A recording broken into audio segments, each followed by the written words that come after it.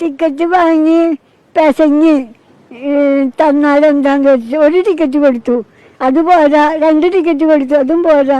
കയ്യിലുള്ളത് മുഴുവൻ കണ്ടിട്ട് ബാക്കി തിരിച്ചു തരാമെന്ന് പറഞ്ഞു. തിരിച്ചു തരുമ്പോൾ 100 രൂപ തന്നിട്ട് 20 രൂപ കാപ്പിക്ക് എടുത്തോളാൻ പറഞ്ഞു. അയാൾ പോയി ശേഷം ഞാൻ നോക്കുമ്പോൾ കഴിഞ്ഞ ശനിയാഴ്ചത്തെ ടിക്കറ്റായിരുന്നു എൻ്റെ കയ്യിൽ. ഞാൻ അവിടെ പോകുന്ന ആൾക്കാരൊക്കെ തപ്പി വിളിച്ചു, ആരും ശ്രദ്ധിച്ചില്ല. അമ്മ ഇതിനു മുമ്പ് കണ്ടിട്ടുണ്ടോ അയാളെ?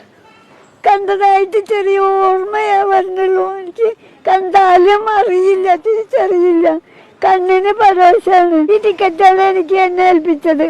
എന്റെ ടിക്കറ്റ് മുഴുവൻ എടുത്തു. എന്തായാലും കണ്ണില്ലാത്തൊരു ക്രൂരതയായിപ്പോയി ഈ സംഭവം. വാർത്ത കണ്ടപ്പോൾ വളരെയധികം വിഷമം തോന്നിപ്പോയി. മനസാക്ഷി ഒട്ടും ഇല്ലാതെ അത്രക്ക് നീചമായ ഒരു മനസ്സിന്റെ ഒരു ഉടമക്ക് മാത്രമേ ആ പാവപ്പെട്ട ഒരു അമ്മയെ ഈ തരത്തിൽ പറ്റിക്കപ്പെടാൻ പറ്റൂ. അതായത് കണ്ണിൽ ചോരയില്ലാതെ ഒരു ക്രൂരത എന്ന് പറയാം. ഇങ്ങനെയുള്ള ഒരു അമ്മയെ ഇത്തരത്തിൽ പറ്റിക്കപ്പെടുക എന്ന് പറയുമ്പോൾ അത് എത്രത്തോളം നീചമായിട്ടുള്ള ഒരു മനസ്സാണ് അവന്റെ.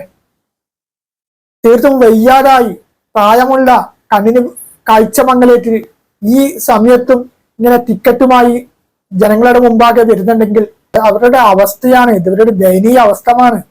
കാരണം മറ്റുള്ളവരുടെ മുമ്പിൽ കൈകാണിച്ച് ജീവിക്കാനുള്ള ഒരു നാണക്കേട് കൊണ്ടായിരിക്കാം ഇങ്ങനെ ടിക്കറ്റ് വിറ്റിട്ടെങ്കിലും തന്റെ വാറ്റിപ്പഴപ്പിന് ഒരു ദിവസത്തെ ഒരു നേരത്തെ ആഹാരമെങ്കിലും കിട്ടുമല്ലോ എന്ന് ഓർത്തിട്ടായിരിക്കും ഈ അമ്മയൊക്കെ കെട്ടി വിൽക്കുന്നുണ്ടാകാം. ഇങ്ങനെയുള്ള ഒരാളൊക്കെ പറ്റിക്കാന്ന് പറയുമ്പോൾ അവനക്കല്ല ഇതിനെക്കാട്ടും നല്ലത് അവനെല്ലാം സ്വന്തം ഇത് തന്നെ ഭക്ഷിക്കുന്നതാണ്. ഇതിനെക്കാട്ടും എത്ര നല്ല ഭക്ഷണം അതായിരിക്കും. ഇതുപോലെ തന്നെ സമാനത രീതിയിലുള്ള ഒരു വാർത്ത ഇതിനു മുമ്പും കണ്ടിട്ടുണ്ട്. അതായത് തീർത്തും ഒരു അന്ധ്യയായ ഒരു സ്ത്രീയെ ഇങ്ങനെ ടിക്കറ്റ് വാങ്ങിക്കാന്നുള്ള രീതിയിൽ സമീപിക്കുകയും പിന്നീട് ടിക്കറ്റ് കൈപ്പറ്റി സ്ഥലം വിട്ടിട്ടുള്ള ഒരു വാർത്ത. ഇവരൊക്കെ ഈ പാവങ്ങളൊക്കെ ഇങ്ങനെ പറ്റിക്കണമെങ്കിൽ ഇവരൊക്കെ മനുഷ്യന്റെ വർഗത്തിൽപ്പെടുന്നതാണോ? അതായത് ഒരുതരം കണ്ടാമൃഗങ്ങൾ പോലും തോറ്റുപോകും ഇവരൊക്കെ തൊലിക്കട്ടിന്റെ മുമ്പിൽ. ഇവരെ പോലുള്ളവരൊക്കെ നിയമം കർശനമായ രീതിയിലുള്ള ശിക്ഷ കൊടുക്കണം. ഈ പാവങ്ങളൊക്കെ പറ്റിച്ചിട്ട് ജീവിക്കുന്നവരൊക്കെ.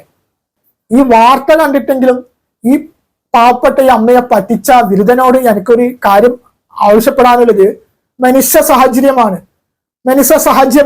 നിങ്ങൾക്ക് തെറ്റ് സംഭവിച്ചതിരിക്കാം. അതുകൊണ്ട് നിങ്ങൾ ആ തെറ്റ് സംഭവിച്ചതിൽ മാനസാന്തരപ്പെട്ട് ആ അമ്മയോട് മാപ്പ് പറഞ്ഞ് ആ അമ്മയോട് പറ്റിക്കപ്പെട്ട മുതല് തിരിച്ചു കൊടുക്കണം. അല്ലെങ്കിൽ ആ അമ്മയുടെ കണ്ണീർ വഴി നിങ്ങൾക്ക് ഉണ്ടാകുന്ന ശാപം അതൊരിക്കലും തീരാൻ പറ്റാതെ അത്തരത്തിലുള്ള ഒരു ശാപമായിരിക്കും.